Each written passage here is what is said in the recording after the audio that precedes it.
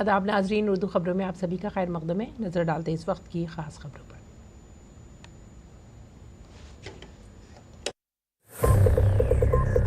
वजीर आजम नरेंद्र मोदी फ्रांस के कामयाब दौरे के बाद पहुंचे अमरीका। आज वाशिंगटन में अमरीकी सदर डोनाल्ड ट्रंप से करेंगे मुलाकात। पीएम मोदी ने दोनों ममालिक के दरमियान जामी आलमी स्ट्रैटेजिक शराकतदारी की जाहिर की उम्मीद। पार्लियामेंट के दोनों ऐवानों में अपोजिशन ने किया हंगामा। लोकसभा स्पीकर ने कहा, कांग्रेस मंसूबाबंद तरीके से ऐवान में हंगामा करके छीनना चाहती है अरकान के हुकूक। लोकसभा की कार्रवाई 10 मार्च तक मुलतवी। वजीर खजाना निर्मला सीतारमण ने राज्यसभा में दिया बजट पर बहस का जवाब।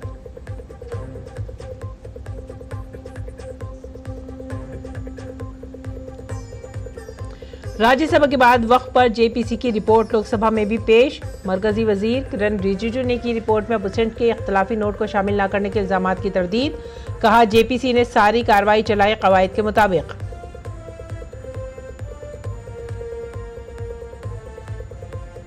टीएमसी और अपोजिशन के हंगामे के दरमियान लोकसभा में नया इनकम टैक्स बिल पेश। वजीर खजाना निर्मला सीतारमण ने नया इनकम टैक्स बिल किया पेश। कहा, बिल का मकसद है इनकम टैक्स कवानीन को आसान बनाना। निर्मला सीतारमण ने की बिल मुंतखबा कमेटी को भेजने की दरख्वास्त। दिल्ली वक्फ बोर्ड से मुतालिक मनी लॉन्ड्रिंग केस में आप लीडर अमानतुल्लाह खान को नोटिस। दिल्ली हाई कोर्ट ने अमानत की रिहाई के खिलाफ ईडी की दरख्वास्त पर दिया नोटिस। एक दीगर मामले में रावज़ेबनी कोर्ट ने अमानतुल्लाह की गिरफ्तारी पर लगाई रोक।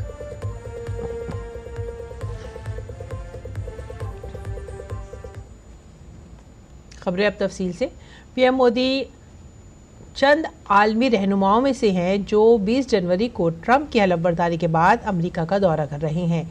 वजीर आजम आज अमरीकी सदर डोनाल्ड ट्रंप से मुलाकात करेंगे। इस मुलाकात से पहले वाशिंगटन पहुंचने के बाद पीएम मोदी ने एक्स पर लिखा, सदर डोनाल्ड ट्रंप से मुलाकात और हिंदुस्तान अमेरिका जामे आलमी स्ट्रैटेजिक शराकतदारी को आगे बढ़ाने के मुंतज़िर हैं। हम आवाम की बेहतरी और बेहतर मुस्तकबिल के लिए मिलकर काम करते रहेंगे।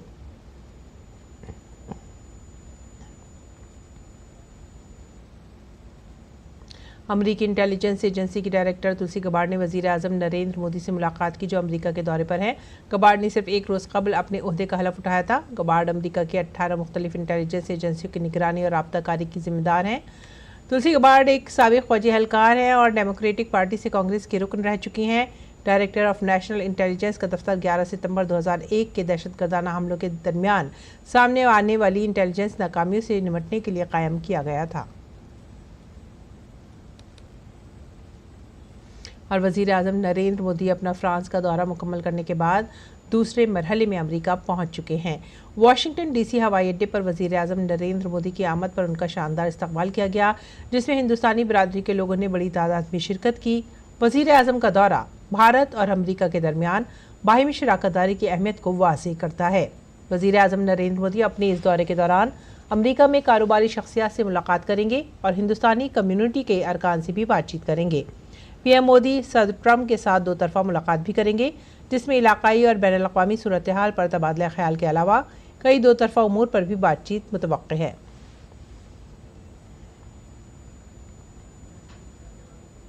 पीएम मोदी अमेरिका में अपने दौरे के दौरान मुख्तलिफ कारोबारी शख्सियात से भी मुलाकात करेंगे और हिंदुस्तानी बिरादरी के अरकान से भी बातचीत करेंगे। भारतीय कम्युनिटी में पीएम मोदी का ज़बरदस्त जुनून देखा जा रहा है। इस्तकबाल के जवाब पर भारतीय बिरादरी ने काफ़ी खुशी जाहिर की।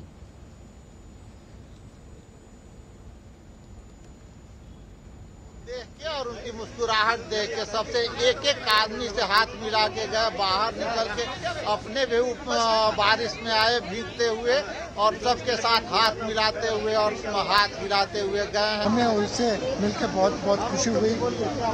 इतना थक गए थे तो भी टाइम निकाला और सब लोगों से मिले और अच्छी तरह से बात की और हमारे कंसर्न सुने। मोदी जी ने हमें आशीर्वाद दिया और भारत के प्रधानमंत्री जो कि इतने सुलझे हुए, इतने पहुंचे हुए, इतने कर्मठ इंसान हैं, जो लाखों करोड़ों भारतवासियों की दिन रात सेवा कर रहे हैं, ऐसे महापुरुष का आशीर्वाद पाकर जीवन धन्य हो गया। अच्छा लगा, मोदी जी से हाथ मिलाया, मोदी जी ने बहुत खुश हो गया। वाशिंगटन डीसी में वजीर आजम नरेंद्र मोदी और अमेरिकी सदर डोनाल्ड ट्रंप के दरमियान होने वाली बातचीत में भारत अमेरिका तिजारती शराकतदारी को नुमाया तौर पर देखा जा सकता है। दो बड़ी मईशतों स्ट्रैटेजिक शराकतदारों के दरमियान तिजारती इम्कानात पर देखते हैं हमारे नामानिगार शुभेंदु घोष की यह खास रिपोर्ट।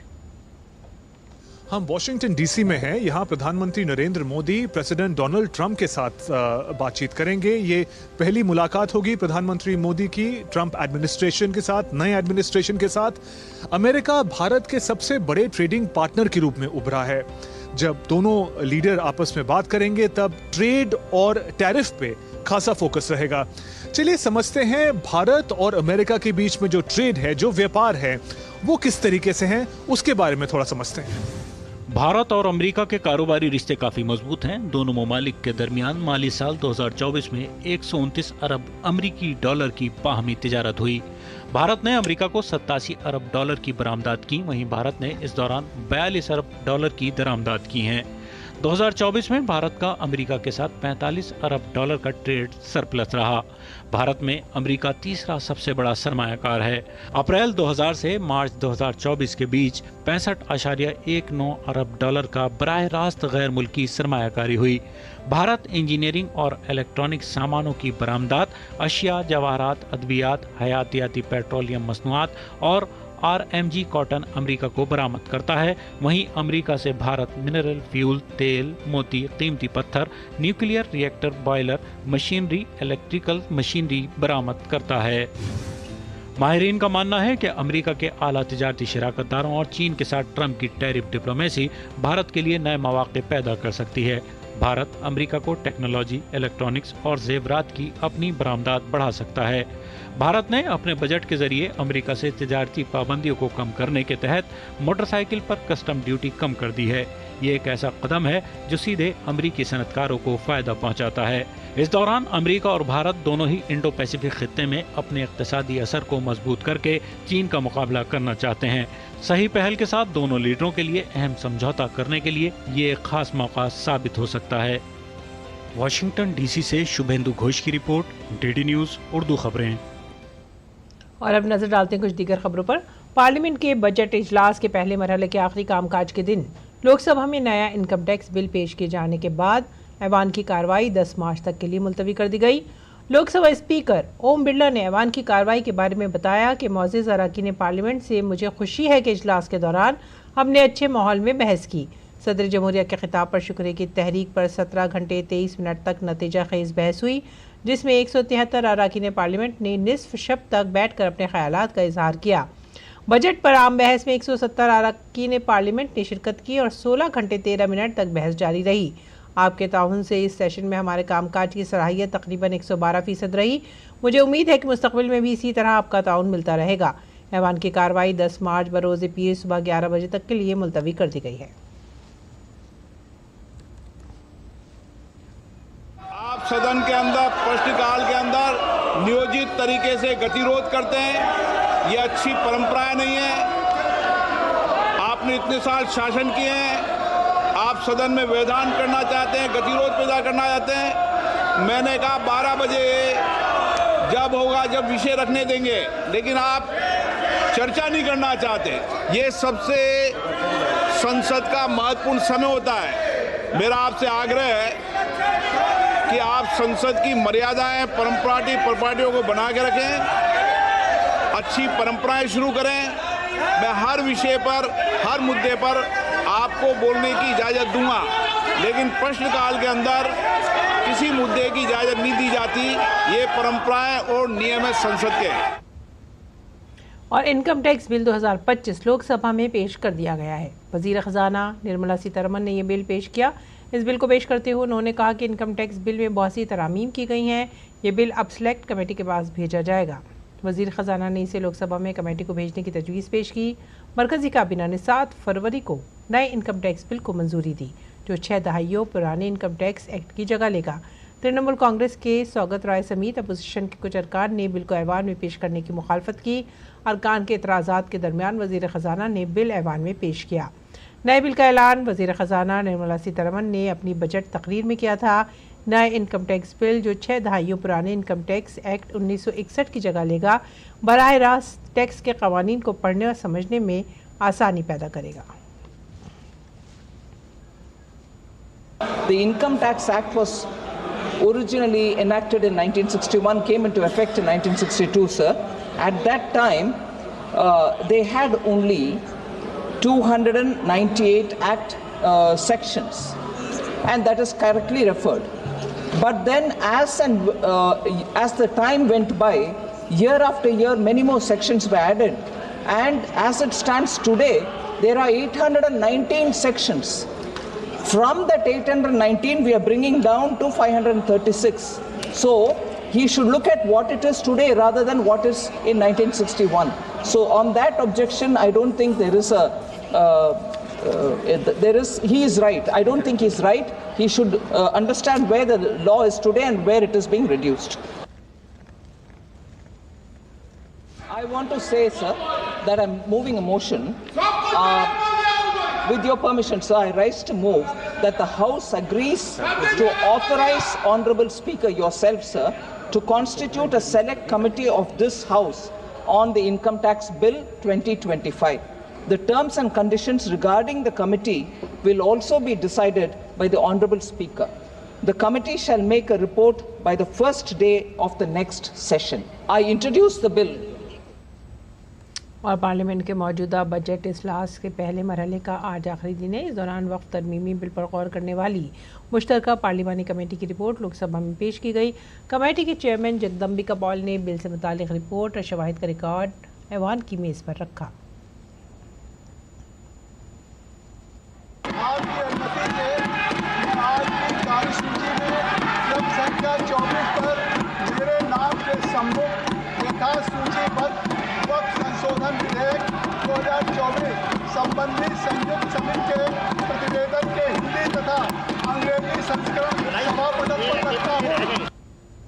राज्यसभा में पार्लिमानी उमूर के वजीर किरण रिजिजू ने वक्फ पर तश्कील दी गई जेपीसी की रिपोर्ट से मुतालिक अपोजिशन के अख्तलाफी नोट को शामिल न करने के इल्ज़ामात की तरदीद की है। किरण रिजिजू ने कहा कि जेपीसी रिपोर्ट में किसी किस्म का कोई रद्दबदल नहीं किया गया है। उन्होंने कहा कि अपोजिशन अरकान गैर ज़रूरी मसला बना रहे हैं जो हक़ाइक़ गैर मबनी नहीं है और ये कि उनके इल्ज़ामात झूठे हैं। जेपीसी ने कवायद के मुताबिक मुकम्मल कार्रवाई की है। हमारे कुछ सदस्यों ने इसको कुछ ऑब्जेक्शन किया कि कुछ पार्ट शायद काट दिया गया ऐसे करके। मैंने बाहर में कंफर्म किया, चेयरमैन साहब से भी मैंने अभी भी कंफर्म किया, सेक्रेटरिएट से रूल के मुताबिक जेपीसी रिपोर्ट पूरा का पूरा प्लस एनेक्शियर को भी कोई बिना संशोधन के काटा काटी नहीं करके टेबल किया गया है। ये क्लियर है। उसके बाद भी अगर इन लोगों का कुछ शिकायत है तो ये कोई तरीका नहीं होता है यहाँ में हंगामा करके। आज तो चर्चा का विषय नहीं है सर, आज तो रिपोर्ट को हम लोग को अध्ययन करने का एक जरिया होता है, वो जो सिस्टम ये कैसे कह सकते हैं कि ये काट दिया है, ऑन व्हाट बेसिस? जितना जेपीसी बिल पे काम किया है, आज तो कोई जेपीसी ने उतना काम नहीं किया है। इससे पहले राज्यसभा में अपोजिशन लीडर मल्लिकार्जुन खड़गे ने कहा कि वक्फ बोर्ड की जेपीसी में कई अरकान पार्लियामेंट ने अपने इख्तलाफी नोट पेश किए थे लेकिन उन्हें हटा दिया गया था। उन्होंने अवाम में दरख्वास्त की कि अगर रिपोर्ट से इख्तलाफी नोट हटा दिए गए हैं तो रिपोर्ट को जेपीसी को वापस भेजा जाए और अरकान पार्लियामेंट के इख्तलाफी नोटों को शामिल करने के बाद दोबारा से पेश किया जाए। हमारा एक ही विषय है, जो वक्फ बोर्ड की जेपीसी की रिपोर्ट है, जिस रिपोर्ट में अनेक सदस्यों ने अपना डिसेंट नोट दिया है, वो नोट देने के बावजूद भी प्रोसीडिंग से निकालना और उन मेजॉरिटी मेंबर्स के व्यूज सिर्फ उसमें रखकर बुलडोज करना, ये ठीक नहीं है। जेपीसी को फिर से आप भेजिए और इसको आप प्लेस करने के लिए सर आप रिफ्यूज कर सकते हैं। अपोजिशन ने वक्फ तरमीमी बिल पर जेपीसी की राज्यसभा में पेश की गई रिपोर्ट के खिलाफ हंगामा किया। अपोजिशन की तरफ से नारेबाजी और हंगामा आराई की मजम्मत करते हुए राज्यसभा के रुकने पार्लियामेंट और कायद ऐवान जेपी नड्डा ने कहा कि ऐवान को काम करने की इजाज़त ना देना अपोजिशन का गैर जिम्मेदाराना रवैया है, जिसकी ऐवान सख्त मजम्मत करता है। विपक्ष ने जिस तरीके की भूमिका अदा की है वो बहुत ही गैर जिम्मेदाराना है, इररिस्पॉन्सिबल है और इसकी जितनी भी निंदा की जाए वो कम है। मैं ऑन रिकॉर्ड लाना चाहता हूं कि राष्ट्रपति महोदया, the first citizen of the country, जब वो उनका मैसेज पढ़ा जाए तो हाउस ऑर्डर में होना चाहिए था, जो नहीं है। यह बहुत ही दुर्भाग्यपूर्ण है और इसकी हाउस निंदा करती है, यह मैं जरूर कहना चाहूंगा। बीजेपी के कौमी सदर और एमपी जेपी नड्डा ने पार्लियामेंट के कामकाज में रुकावट के लिए अपोजिशन पर तनकीद की। उन्होंने अपोजिशन पर गद्दारों की हिमायत का इल्जाम लगाया। नहीं डिलीट किया गया, विपक्ष ने बहुत गैर जिम्मेदाराना व्यवहार किया है और इसकी निंदा होनी चाहिए। और ये तुष्टीकरण की राजनीति है। This is a politics of appeasement. ये देश को कमजोर करने के लिए, जॉन बिटास, ये क्वेश्चन आवर जरूर है, लेकिन क्वेश्चन आवर में सबसे बड़ा क्वेश्चन ये है कि कुछ लोग देश को तोड़ने की साजिश करते हैं, भारत देश के खिलाफ लड़ रहे हैं। इसलिए यह विपक्ष की आज का वॉकआउट होना, यह ऑन रिकॉर्ड आना चाहिए कि यह देशद्रोही गतिविधियों को प्रोत्साहन देने का एक माध्यम है और उसका एक्सप्रेशन है। और कांग्रेस पार्टी और विपक्ष आज देश के जो लोग खंडित करना चाहते हैं, देश को कमजोर करना चाहते हैं, उनके हाथ मजबूत करने का काम कर रही है, तो विपक्ष कर रही है। रावलपिंडी कोर्ट ने अमानतुल्लाह खान की गिरफ्तारी पर 24 फरवरी तक अबूरी रोक लगा दी है। अमानत शाम 5 बजे जामिया नगर पुलिस स्टेशन में पूछताछ में शामिल होंगे। अदालत ने अमानत से जामिया नगर पुलिस स्टेशन को सीसीटीवी कैमरों की निगरानी में पूछताछ करने का हुक्म दिया है। दरअसल ओखला के एमएलए के खिलाफ जामिया नगर में पुलिस टीम पर हमला करने के इल्जाम पर एफआईआर दर्ज की गई है। पुलिस का कहना है कि अमानत की सरबराही में हुजूम ने इश्तिहारी मुजरिम शावेज को हिरासत से फरार होने में मदद की थी। दिल्ली वक्फ बोर्ड से मुतालिक मनी लॉन्ड्रिंग मामले में दिल्ली वक्फ बोर्ड के साबिक चेयरमैन और आप एमएलए अमानतुल्लाह खान की रिहाई के खिलाफ ईडी की दरख्वास्त पर दिल्ली हाई कोर्ट ने अमानतुल्लाह खान को नोटिस जारी करते हुए उनसे जवाब तलब किया है। हाई कोर्ट ने ट्रायल कोर्ट को भी कार्रवाई मुलतवी करने का हुक्म दिया। अब इस मामले की समाअत 21 मार्च को होगी। दरअसल ईडी ने रावलपिंडी कोर्ट के हुक्म को दिल्ली हाई कोर्ट में चैलेंज किया है। कोर्ट ने ईडी की तरफ से दाखिल ज़िमनी चार्जशीट का नोटिस लेने से इनकार करते हुए अमानतुल्लाह खान की रिहाई का हुक्म दिया था। ईडी ने 29 अक्टूबर 2024 को 110 सफ़ात पर मुश्तमिल पहली शिकायत दर्ज की थी, जिसमें इल्ज़ाम लगाया गया था कि खान ने दिल्ली वक्फ बोर्ड में बदउनवानी करके दौलत हासिल की। खान को ईडी ने 2 सितंबर 2024 को मनी लॉन्ड्रिंग की रोकथाम के कानून के तहत गिरफ्तार किया था। ईडी ने दिल्ली के ओखला इलाके में वाक़ई उनकी रिहाइशगाह की तलाशी ली थी। बात करेंगे दिव्य भव्य महाकुंभ की। महाकुंभ में मुल्क और दुनिया भर से लोगों की आमद का सिलसिला लगातार जारी है। माघी पूर्णिमा के मौके पर प्रयागराज में अकीदतमंदों की बड़ी भीड़ जमा हुई। माघी पूर्णिमा पर रात 10 बजे तक सिर्फ एक दिन में 2 करोड़ से ज़्यादा अकीदतमंदों ने स्नान किया। त्रिवेणी संगम में स्नान करने वाले अकीदतमंदों की तादाद हुकूमत के अंदाजे से कहीं ज़्यादा है। सिर्फ माघी पूर्णिमा तक स्नान करने वाले अकीदतमंदों की तादाद 48 करोड़ से तजावुज़ कर गई है। दूसरी तरफ उत्तर प्रदेश के वज़ीर आला योगी आदित्यनाथ भी महाकुंभ में इस भीड़ से खुश हैं।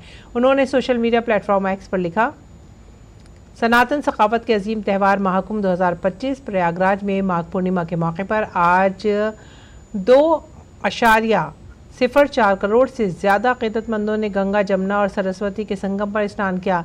त्रिवेणी संगम में स्नान करने वाले लोगों की तादाद अब तक 48.29 करोड़ से तजावुज़ कर चुकी है। तमाम संतों, 10 लाख से ज़्यादा कल्पवासियों और 1.94 करोड़ से ज़्यादा लोगों को मुबारक, जिन्होंने आज त्रिवेणी में स्नान करने का मौका मिला। हर हर गंगे।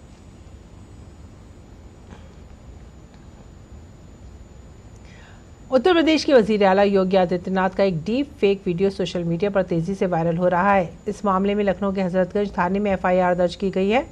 हज़रतगंज के नरही इलाके में रहने वाले बीजेपी लीडर राजकुमार तिवारी ने एफआईआर दर्ज कराई है। प्यारा इस्लाम नामी फेसबुक अकाउंट से वज़ीर आला योगी की डीप फेक वीडियो शेयर की गई है। इंडियन जुडिशल कोड की दफ़ा 352, 353, 196(1), 299 और IT एक्ट 66 के तहत मुकदमा दर्ज किया गया है। पुलिस ने मुलजिमों की तलाश शुरू कर दी है। नाज़रीन, आज रेडियो का आलमी दिन है। रेडियो का आलमी दिन हर साल 13 फरवरी को मनाया जाता है। रेडियो न सिर्फ राब्ते का एक जरिया है बल्कि एक ऐसा प्लेटफॉर्म भी है जहां जज्बात का इजहार होता है। सुरीली मौसीकी हमारे कानों में रस घोलती है और इसके तवस्सुत से जज्बात का इजहार होता है। ये ताकतवर मीडिया है जिसका जश्न है, जो एक सदी से ज़्यादा अरसे से लोगों को आगाही, तफरीह और तालीम दे रहा है। अक़वाम मुत्तहिदा की जनरल असम्बली ने 2011 में रेडियो का आलमी दिन मनाने की तजवीज़ को मंजूरी दी थी। आकाशवाणी से प्रस्तुत है समाचार प्रभात।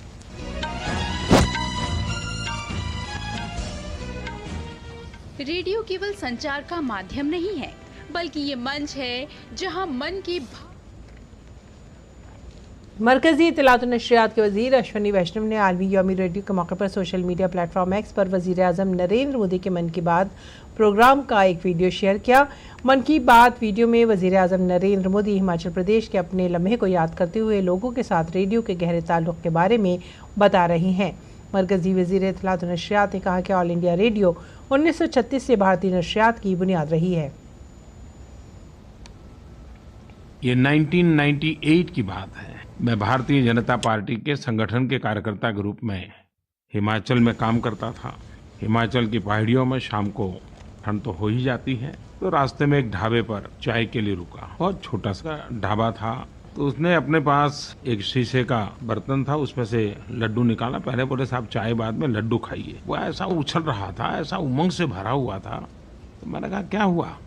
अरे बोले आज भारत ने बम फोड़ दिया है। तो उसने कहा देखिए साहब रेडियो सुनिए। वो परमाणु परीक्षण का दिन था। हमारे प्रधानमंत्री अटल बिहारी वाजपेयी ने मीडिया के सामने आकर के घोषणा की थी और इसने ये घोषणा रेडियो पर सुनी थी और वो नाच रहा था। और उस रेडियो की खबर का उसके मन पर इतना असर था, इतना प्रभाव था।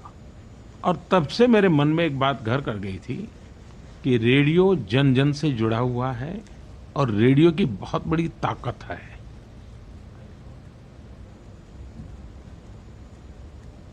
आगे बढ़ेंगे अगली खबर की तरफ। ग्रेटर नोएडा में भारत टेक्स 2025 शुरू हो गया है। टेक्सटाइल के मरकजी वजीर गिरिराज सिंह ने भारत की सालवी टेक्सटाइल तिजारती मेले का इफ्तिताह किया। ये तकरीब 14 से 17 फरवरी तक दिल्ली के भारत मंडपम में और 12 से 15 फरवरी तक उत्तर प्रदेश के ग्रेटर नोएडा में India expo centre and mart में मुनक़िद होगी। इस तकरीब में नए ट्रेंड से लेकर जदीद और रिवायती मलबूसात तक के भारतीय और गैर मुल्की मलबूसात की नुमाइश की जाएगी। इस तकरीब का मकसद आला पॉलिसी साजों, CEOs, बैनुल-अक़वामी नेटवर्क्स, डिज़ाइनर्स और माहिर कारीगरों को राग़िब करना है। अमरीकी सदर डोनाल्ड ट्रंप ने रूसी सदर व्लादिमीर पुतिन से फ़ोन पर बातचीत की है। ट्रंप ने अपने सोशल मीडिया प्लेटफॉर्म पर इस गुफ्तगू के बारे में मालूमात दी। दोनों रहनुमाओं ने यूक्रेन में जारी जंग, मशरिक़ वस्ती में कशीदगी, तवानाई, AI, डॉलर वगैरह समेत कई दीगर मौज़ूआत पर बातचीत की। अमरीकी सदर डोनाल्ड ट्रंप ने ट्रूथ सोशल मीडिया पर एक पोस्ट में पुतिन के साथ तवील और नतीजाखेज़ फ़ोन कॉल की तफसीलात शेयर की। उन्होंने लिखा कि उन्होंने और पुतिन ने यूक्रेन की जंग के खात्मे के लिए बातचीत शुरू करने पर इत्तफ़ाक़ किया है। हम मिलकर काम करेंगे। हम दोनों ने अपनी कौमों की अजीम तारीख़ और इस हकीकत पर गौर किया कि हमने दूसरी जंग अजीम में एक साथ कामयाबी से लड़ाई की थी। और यूक्रेन के सदर ज़ेलेंस्की ने डोनाल्ड ट्रंप से फ़ोन पर बातचीत की। यूक्रेन के सदारती दफ्तर ने कहा कि यूक्रेन के सदर ने रूसी सदर व्लादिमीर पुतिन से बात के बाद अमरीकी सदर से फ़ौरन बात की। सदर के दफ्तर ने सहाफ़ी को बताया कि बातचीत तकरीबन 1 घंटे तक जारी रही। खबरें अब खेल के मैदान से। क्रिकेट में भारत ने इंग्लैंड के खिलाफ 3 एक रोज़ा मैचों की सीरीज़ का आखिरी मैच 142 रन से जीत लिया है। इस जीत के साथ ही भारत ने सीरीज़ 3-0 से अपने नाम कर लिया है। भारत की 357 रन के जवाब में इंग्लैंड की पूरी टीम 214 रन बनाकर आउट हो गई। इंग्लैंड की जानिब से टॉम बेंटन ने सबसे ज़्यादा 38 रन बनाए। भारत की जानिब से अर्शदीप सिंह, हर्षित राणा, अक्षर पटेल और हार्दिक पांड्या ने 2-2 विकेटें हासिल की। इसी के साथ ही आप हमारी पूरी टीम को दीजिए इजाज़त। आदाब।